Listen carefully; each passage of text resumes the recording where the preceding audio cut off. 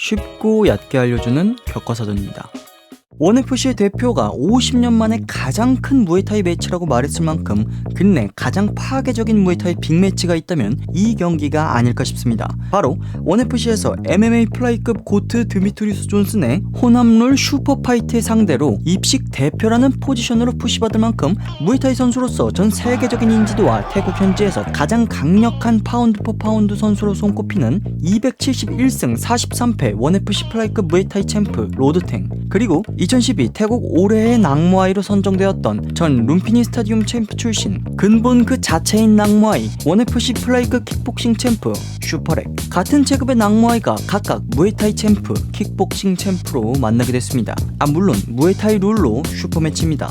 1라운드 시작부터 슈퍼렉이 로드탕의 접근을 막기 위해 딥으로 가볍게 선을 그어놓습니다. 역시 아랑곳않고 짚어마는 로드탕, 대가는 어퍼 엘보우라는 것을 알려주는 슈퍼렉. 이어 유리한 리치를 살려 더 키킹머신이란 이명에 걸맞게 로우킥으로 로드탕에게 쉽게 타격거리를 주지 않으려 합니다. 하지만 불도저 마냥 자신의 존을 만들어버린 로드탕, 그대로 크게 뒷손을 던져보지만 이 역시 슈퍼렉이 특대 엘보우 카운터를 준비해놨습니다. 그래서 로드탕이 겁먹고 안 들어가느냐, 밸런스가 잡히자마자 오히려 리드 어퍼 엘보우로 깊게 찔러 넣습니다. 내가 먼저 상대를 부숴버린다, 마지막엔 나 혼자 서 있는 게 경기의 유일한 플랜이다 가 기본적으로 깔려있는 그냥 마인드 자체가 미친 인간들입니다. 주도권을 탈취하기 위해 다시 한번 자신의 영역을 견고히 하려는 슈퍼렉, 상체 무빙에 신경 쓰게 해놓고 체중이 묶인 다리에 다시 한번 로우킥을 박아넣습니다. 접근하는 로드탕에게 또다시 심리전, 하지만 로드탕의 반응이 너무나 좋습니다. 이어 엇박으로 빰 클린치, 니킥 싸움을 걸어 인류애를 확인합니다. 그렇게 서서히 조여가는 로드탕, 밀어내는 슈퍼렉, 하지만 똑같은 패턴을 두 번 당하진 않습니다. 여기서 디테일.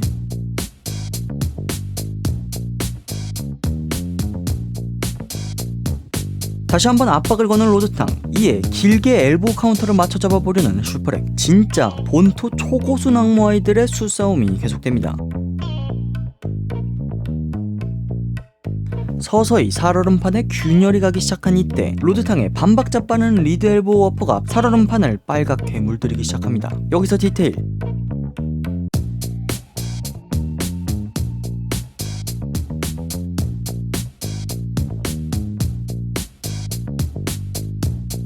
데미지가 있어 보이는 슈퍼렉.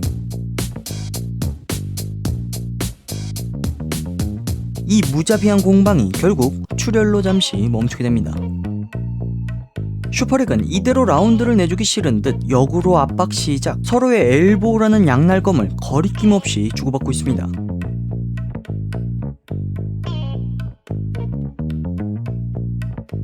바로 이런 순간 때문에 엘보우가 강력한 만큼 위험한 게 아닐까 싶습니다. 분명 뒷 엘보우 러쉬를 보고 피한 뒤 곧바로 카운터 엘보우를 돌려주려던 찰나 각도가 바뀐 슈퍼렉의 연이은 뒷 엘보우가 예상치도 못한 각에서 나와버리자 그 로드탱을 휘청이게 만듭니다. 물론 로드탕한테 그 데미지는 금세 스쳐 지나갑니다. 이어 로드탕은 남은 시간 펀치거리가 잡히지 않자 유효한 리드 엘보 어퍼로 계속해서 뒤 없이 찍으며 근거리를 유도, 슈퍼렉은 반면 우위에 있는 킥게임을 강요하며 원거리를 유도, 서로의 노림수가 부딪히며 1라운드가 종료됩니다. 2라운드 1라운드를 빼앗긴 슈퍼렉이 피가 식지 않게 기어를 올립니다. 덩달아 달아오는 로드탕,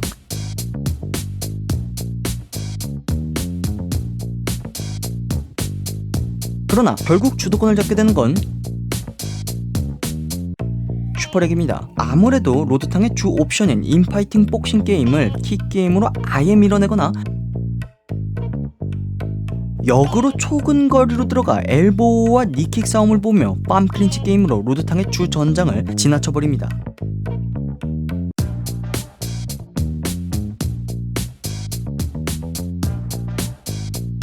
그렇게 라운드를 지배하기 시작한 슈퍼렉의 결정적인 러쉬, 슈퍼렉의 니킥 러쉬에 카운터훅을 지르게 되었는데 문제는 슈퍼렉의 니킥의 임팩트가 로드탱의 측면을 관통, 체간이 움직이며 곧바로 로프 코너 쪽으로 몰리게 되었고, 이 모멘텀을 이용한 슈퍼렉의 잔혹한 엘보우, 니킥, 추가타, 결국 심판이 다운을 선언합니다. 슬립이라고 주장하는 로드탕, 확실히 데미지 자체는 없어 보이긴 합니다만 이미 나온 다운은 번복되지 않았습니다. 남은 라운드 더 몰아치려는 슈퍼렉과 일단 화가 난 로드탱의 혈전.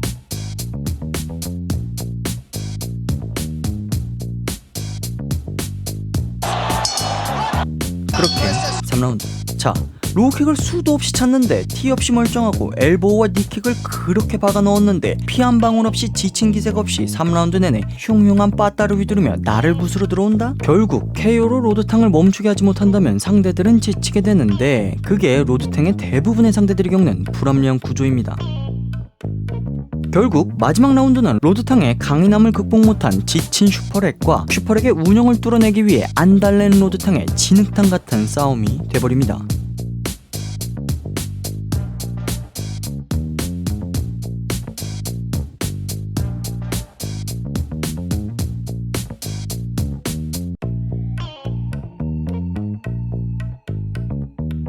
그러나 결국 선수들끼리 결론을 내기에는 3분의 3라운드는 너무나 짧았습니다.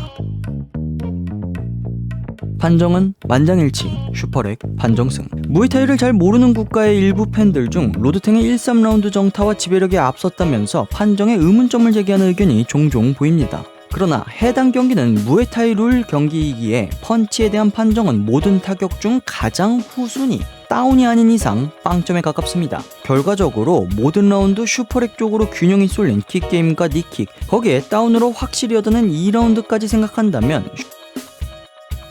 그렇게 무에타이 플라이급의 새로운 챔피언이자 원FC 킥복싱과 무에타이 동시 타이틀 챔피언의 탄생이 어림도 없지. 로드탕과 슈퍼렉 두 선수 모두 개체량의 어려움을 자주 겪는 선수들이지만 로드탕은 135파운드 제한에 134.4파운드로 훨씬 가볍게 통과한 반면 슈퍼렉은 140파운드, 즉 5파운드를 오버, 대체를 실패. 이 빅매치가 공중분해될 뻔했습니다. 그러나 로드탱이 내가 최고임을 증명하겠다, 세계가 그걸 볼 기회를 놓치는 것을 원치 않는다라며 그냥 캐치웨이트로 경기를 진행하게 된 배경이 있던 것. 그 결과 타이틀은 걸려있지 않은 3라운드 경기로 치러지게 된 것이기에 여전히 원FC 무에타이 플라이급 챔피언 벨트는 로드탕이 지키고 있습니다.